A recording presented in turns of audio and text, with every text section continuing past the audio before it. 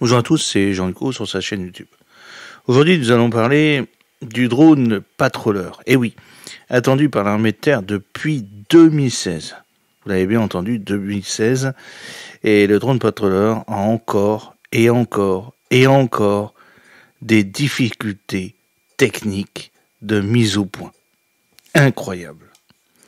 Et oui, en 2016, le drone tactique patrouilleur fut retenu par le ministère des Armées françaises au titre du programme SDT, système de drone tactique mené au profit de l'armée de terre. Et cela aux dépens du Watchkeeper de Thales Yuki que la British Army s'apprête à remplacer dans le cadre du projet Corvus. C'est un contrat d'une valeur de 330 millions d'euros, vous avez bien entendu, 330 millions d'euros, qui fut notifié à Safran. Il prévoyait la livraison à partir de 2018 de 2 SDT opérationnels composés chacun de 5 patrouilleurs et de 2 stations au sol, ainsi que celle d'un système dédié à la formation comprenant 4 autres drones. Le maintien en condition opérationnelle, MCO, pour une durée de 12 ans, faisait aussi partie du marché. Pour rappel, développé à partir du motoplaneur allemand STEM S15, le patrouilleur était censé pouvoir voler à 20 000 pieds d'altitude pendant 20 heures.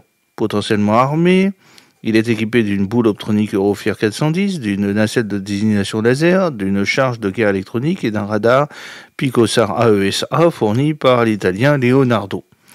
Seulement, les échéances de ce programme ne purent pas être tenues et en décembre 2019, un patrouilleur fut perdu lors d'un vol de réception industrielle en raison de la défaillance d'un calculateur de commande de vol d'origine américaine.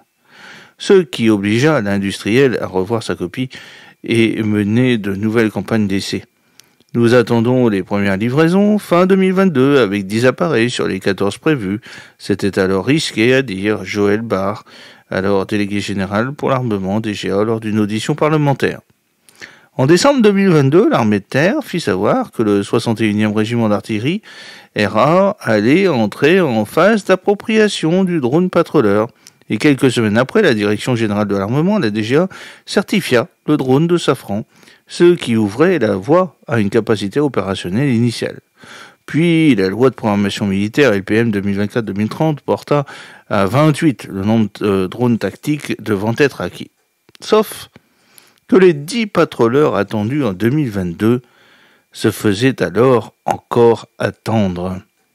Le premier drone tactique de série fut finalement livré à la DGA en mai 2024. On aurait pu penser que les autres allaient suivre. Il n'en a rien été. D'ailleurs, le programme SDT n'a plus fait parler de lui par la suite. La raison vient d'être donnée par la partie concernant le programme 146, équipement des forces, du rapport annuel des performances RAP annexé au projet de loi relative aux résultats de la gestion et portant approbation des comptes pour l'année 2024 que vient de publier le ministère de l'économie, des finances et de la souveraineté industrielle et numérique. La progression dans la réalisation des équipements en 2024 atteint 62,7% pour un objectif inscrit au projet annuel de performance PAP 2024 de 85%. Ce résultat est en régression de 2,1 points par rapport à l'année précédente, 64,8% en 2023, et demeure en deçà des objectifs que s'assignent les responsables de programme pour les systèmes des forces, commandement des maîtrises de l'information, engagement et combat et protection et sauvegarde avant ce document. Et cela à cause des retards ou de non-conformité industrielle ou de négociations complexes, précise-t-il. Parmi les programmes concernés figure, eh oui, le drone patrouilleur, qui est désormais certainement complètement dépassé. Ainsi, 9 appareils n'ont pu être livrés en 2024 et la commande pour les 14 autres exemplaires supplémentaires n'a pas été passée en conséquence.